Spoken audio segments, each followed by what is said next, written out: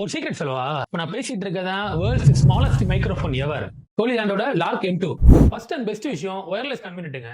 நம்ம audio pickup பண்றக்காண்டி wire எடுத்துட்டு பின்னாடி தெரிஞ்ச காலம் போயிட்டு இப்ப 100 மீட்டர் தாண்டி இருந்தாலுமே ஆடியோ ஈஸியா பிக்கப் பண்ணக்கூடிய ஸ்ட்ரென்த் இந்த ஒயர்லெஸ் மைக்ல இருக்கு. இது ஒரு பட்டன் ஷேப்ல இருக்கனால ஈஸியா எல்லாத்துலயுமே கேரி பண்ணிட்டு போயிடலாம். அதுவும் இல்லாம இதோட டிரான்ஸ்மிட்டர் அண்ட் ரிசீவர் எல்லாமே லைட் வெயிட்டா இருக்கனால நம்ம கிளாஸ்ல அட்டாச் பண்ணி யூஸ் பண்றதுக்கு ரொம்ப நல்லா இருக்கு. அப் டு 10 ஹவர்ஸ் வரைக்கும் நீங்க கண்டினியூஸா ரெக்கார்ட் பண்ணிக்கலாம். பிளஸ் இதோட கேஸ்ல இருந்துச்சு அப்படின்னு சொன்னா 40 ஹவர்ஸ் வரைக்கும் லைஃப் வருது.